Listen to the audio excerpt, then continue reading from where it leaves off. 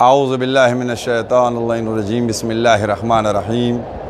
नाज़रीन अस्सलामु अलैकुम व रहमतुल्लाहि व बरकातुहू। हम इस वक्त आपके सामने फ़ितरे के मुताल्लिक़ मसले को लेकर चाहते हैं कि उसकी कुछ वजाहत की जाए, चूँकि जब से वो हमारा एक बयान चला है कि 75 रुपये फ़ितरा है, मोमिनीन के अक्सर फ़ोन आए कि इसकी वजाहत हो जाए। तो बहरहाल जब आपके सामने आए हैं तो चाहते हैं 3 चीज़ें बयान कर दूँ। नंबर 1 बात फ़ितरे की अहमियत और ख़ुसूसियत, नंबर 2 बात कि फ़ितरा कितना दिया जाएगा, नंबर 3 बात फ़ितरा जो है कैसे किसको दिया जाएगा। सबसे पहले आपको बता दूं, चूँकि माशाअल्लाह से हमारे बहुत से मराजे हैं और उनके बहुत अलग अलग मुक़ल्लिदीन हैं, लेकिन चूँकि अक्सरियत आग़ा सिस्तानी दामत बरकातहू उनकी तक़लीद में है, लिहाजा मैं उन्हीं की किताब, और वो भी मैं उनके अमलिये से नहीं बल्कि जो उनकी मिनहाज है, मिनहाजुस सालिहीन, जिसके जिल्द नंबर 1 और सफ़ा नंबर 380 पर जो उन्होंने बयान फरमाया है वो मैं आपके सामने बयान किए देता हूँ। देखिए, फ़ितरा जो है वो आम तौर से 1 सा दिया जाएगा, 1 सा, और वो 1 सा का मतलब क्या होता है कि कम से कम 3 किलो। अब क्या चीज़ दी जाएगी, तो इसके लिए आगा ने फरमाया कि जो चीज़ तुम खाते हो ज़्यादा, जिस चीज़ का गलबा रहता है, उसमें हैं बहुत सी चीज़ें, किशमिश है, जौ है, आटा है, गेहूँ है, ये सब चीज़ें हैं, लेकिन हम क्या खाते हैं, हम या खाते हैं आटा या हम खाते हैं चावल। इन 2 चीज़ों में से कोई एक चीज़ खाते हैं। जो मैंने 75 रुपये बयान किए थे वो मैंने अपने इलाके के एतबार से वो बयान किए थे।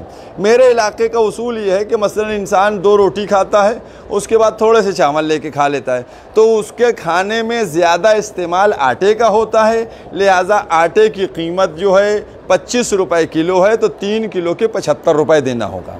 मैं अपने नाजरीन को ये बताना चाहता हूँ कि अगर आपके यहाँ मसलन चावल खाना राइज है, आप कसरत से चावल खाते हैं, आटा मुख्तसर है, तो आप जो चावल खाते हैं उस चावल की 3 किलो की कीमत, अगर आप वो कंट्रोल का चावल खाते हैं तो आपको और कम कीमत देना पड़ेगी। अगर आप बहुत आली किस्म का चावल खाते हैं 100 रुपये किलो वाला, तो आपको 300 रुपये 3 किलो को देना पड़ेंगे। अगर कोई आटा 35 रुपये किलो वाला खाता है तो उसको 35 रुपये के हिसाब से देना पड़ेंगे। तो ये फ़ितरा निकालने का है कि 3 किलो की कीमत देना पड़ेगी, क्योंकि बहुत से फ़ोन आए, बहुत से सूबे ऐसे जहाँ चावल का मसरफ़ ज़्यादा है, आटे का मसरफ़ कम है। एक बात। दूसरी बात यह कि फ़ितरे की अहमियत और इसका फ़ायदा क्या है। फ़ितरे का फ़ायदा ये है कि जो हमने 30 दिन रोज़े रखे हैं, ये रोज़े हमारे सिक्योर हो जाते हैं, और ये रोज़ों को भी सिक्योर करता है और साल भर तक हमारी हिफाजत भी करता है। गोया आपका फ़ितरा देना जो है वो आपके रोज़ों की भी हिफाजत करेगा और आपकी भी हिफाजत करेगा। इसके अलावा फ़ितरा किसका दिया जाएगा, तो फ़ितरा हर एक का दिया जाएगा जो आपके घर में है। हत्ता अगर दूध पीता बच्चा है तो उसको उसका भी फ़ितरा दिया जाएगा।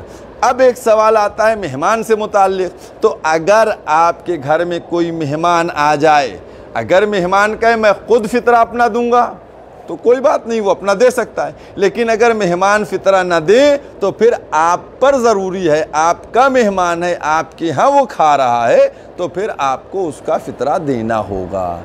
अब फ़ितरा दिया किसको जाए, ये एक मसला आता है कि साहब फ़ितरा दें किसको। तो देखिए, फ़ितरे के लिए ये एक मसला आता है, वो तो सब आपको मालूम है माशाअल्लाह से, ये सैयद और गैर सैयद वाला। तो ये आपको बताता चलूँ कि सैयद का फ़ितरा सैयद को भी दे सकते हैं और गैर सैयद को भी दे सकते हैं, लेकिन गैर सैयद का फ़ितरा जो है वो सैयद को नहीं दिया जाएगा। ये चंद आपके सामने मसले थे जिनको मैंने आग़ा सिस्तानी दामत बरकातहू के हवाले से, उनकी किताब के हवाले से आपके सामने पेश कर दिया। व आखिर दावाना अल्हम्दुलिल्लाहि रब्बिल आलमीन।